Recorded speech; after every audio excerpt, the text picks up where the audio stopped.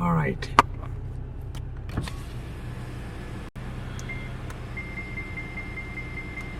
Alright, so I got something in my hand from Nikkor Middle East.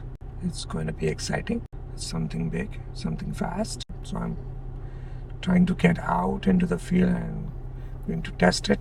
So I thought, okay, why don't you guys join? Okay, so let's go out and test that thing. Alright, so let's go out.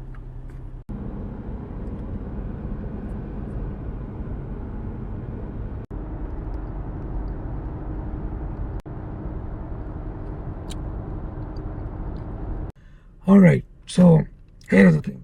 The thing that I have, finally I reached to a place. First of all, it's Al Qudra Lake. Obviously, that's the best place we can come for shooting the type of the lens that I have. So you can imagine, yes, it's 400 4.5 S for the Z mount. Yep, that's the lens, and I'm going to use it on, of course, the Z9. I have Z9 and this 400 4.5 S from Nikkor Middle East. Thank you for that. They gave me the lens and the body, and of course I'm going to get out and going to review this lens for you guys. The first impression is that's so light. I cannot believe it's so light. Like 70 to 200 is heavier than this. This is like I'm holding a prime lens, like 50 mm or 85 mm 1.2. Literally, I'm not kidding. It's so light. Like with my 3 fingers, like 2 fingers and a thumb, I'm not feeling any fatigue on this lens. Like, this is so lightweight, and it's 400 4.5. So I'm going to tell you guys why this is lighter and what makes this lens special in the end. But let me go out and do what I want to do with this lens. It has a memory switch and a function ring, focus ring, function button, automatic and switch, full and autofocus, and manual and autofocus override. I like the lens hood. It's really good. I'll tell you later in the end of the video. Alright, let's go out and shoot.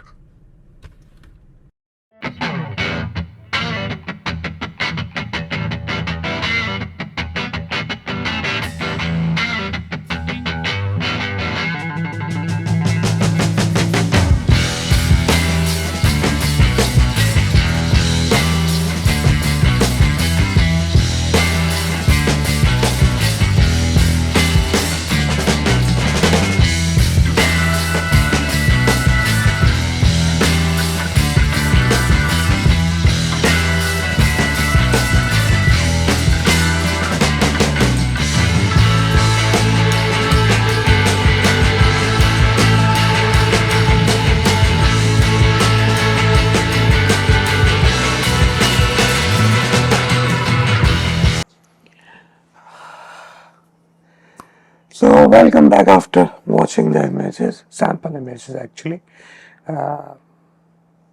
What my final thoughts about that lens? Well, let's have a look, one more look about this 400 4.5 S-line lens and how it stack up with the other available 400 lenses from Nikon. You know, there are other two 400 mm category for the Z line. There is one 400 or 100 to 400, and then we have this 400 prime f4.5, then we have 400 prime f2.8. So how this lens is stacking up with 100 to 400 against 400 2.8 with this 400 4.5, where it stands. Actually, this is made for travelers, lightweight, because 100 to 400 is approximately 1,450 grams, something like that, and this 400 2.8 with 1.4 teleconverter. That's nearly 3000 kilogram. This is the only lens which is the lightest among this three lens category.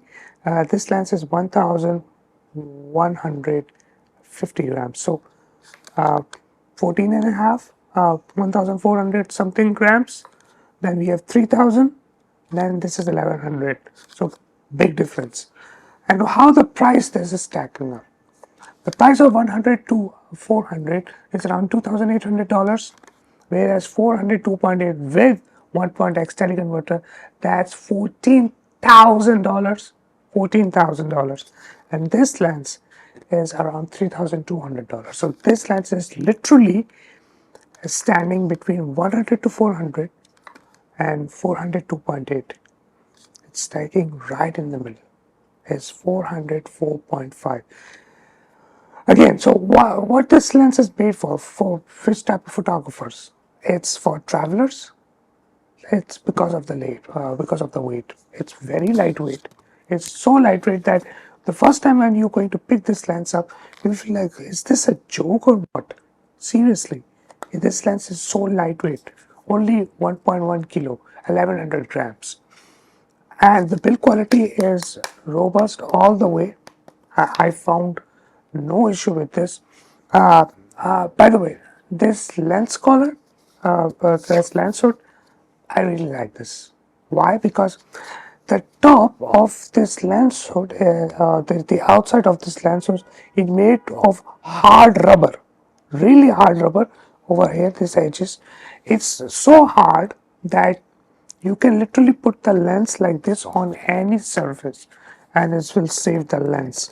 Like if I'm going to put this lens on any surface like this, so this edges of the lens source is going to literally save the lens. I like that edges of the lens source. It has this four recall button, function button. Um, it has two function button. One is over here, second is over here. There is no VR off. So this lens is having VR, which gives 5.5 stops of stabilization, but you cannot turn it off. Yep, there is no way. Which I was kind of thinking it should be, but it wasn't. So it's always on. It's always on. So if you are shooting something like a moon or any far subject which is static, and you want to press the shutter release and you want to take back-to-back shot, you will end up having the subject slightly, left and right, and so you have to, every time you have to reframe it, because the VR lenses always moves inside the lens, so you always end up having the subject not in the center, somewhere left and right, so you always have to reframe it. That usually when I was using 200 to 500, I turn off the VR, so in this way I don't have to recompose the shot every single time if I'm taking back-to-back shot. That happens with any amateur stabilization lens, VR or IS or VC, whatever you call it. This lens is damn sharp, like literally damn sharp. I'm going to keep the images, sample images, in the middle. You're going to see it. I shot wildlife, I shot models, I shot landscape, I shot astro, on the moon. I mean, I tried to use this lens every single place where I could.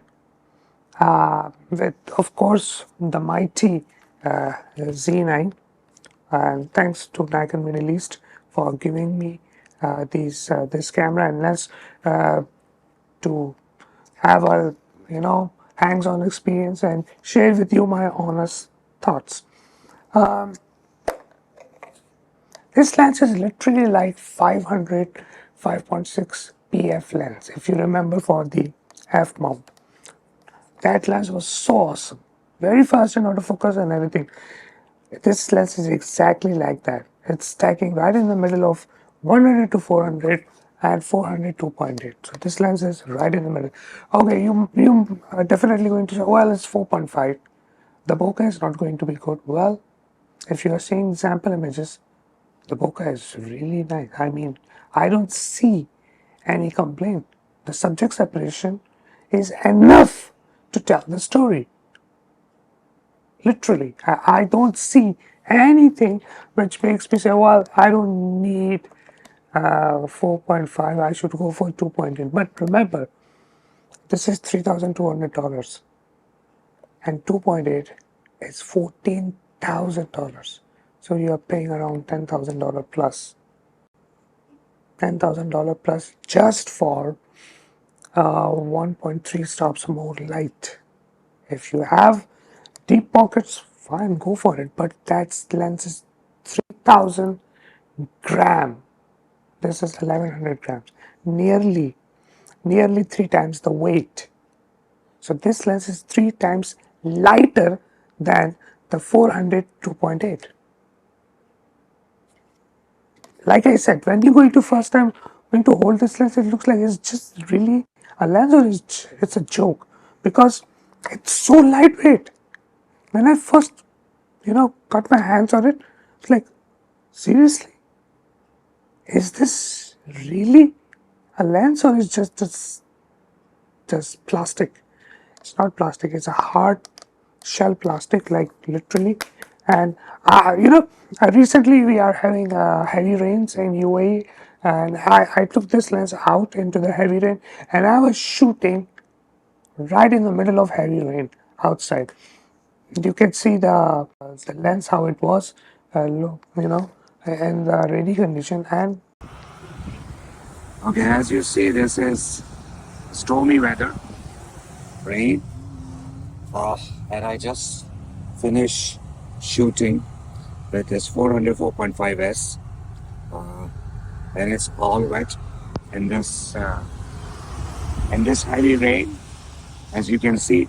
But the camera, of course, that's over Z9, but with 400 4.5, completely weather sealed. I didn't see anything that's lacking, and I was just shooting in this weather, you know, for like more than an hour right now, and it's still working very fine. It works fine. The weather sealing of this lens is top notch, just like the high-end professional lenses, because it's an S-line lens. This is the S-line lens, which is the highest quality lenses for the C mount. So I'm going to wrap up my thoughts about this lens with this idea. Sorry, that if you are a traveler and you need a traveler lens for going out, reaching outside, I mean far, and you don't want to drag a big heavy lenses, this lens is for you. It's right in the middle of 400, so it's neither short or neither too much. No, it's not like 600, and it's not like 200 to 300. So 400 is right in the middle, which gives you enough reach to do bird photography, enough reach to capture moon, enough reach to capture even the model shots, even the landscapes, even the, any bird. I was shooting oryx. You can see this image right now over here. And the oryx was like 50 yards away from me, and I was able to fill the frame, completely fill the frame without any crop, using this lens. The lens was tech sharp, like literally.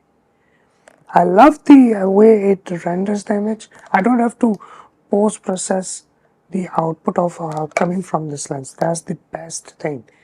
Like, you just shoot and post. You don't have to worry about bumping up the contrast, bumping up the saturation slider, because this lens was able to provide very rich details right out of the gate. So that's it. I hope the people who are going to use this lens, they will not going to be disappointed. That's for sure. I mean, literally. So I hope you like this video, and that's where I'm going to leave you guys, and I hope to see you in future with some new content. Till then, take care. Bye.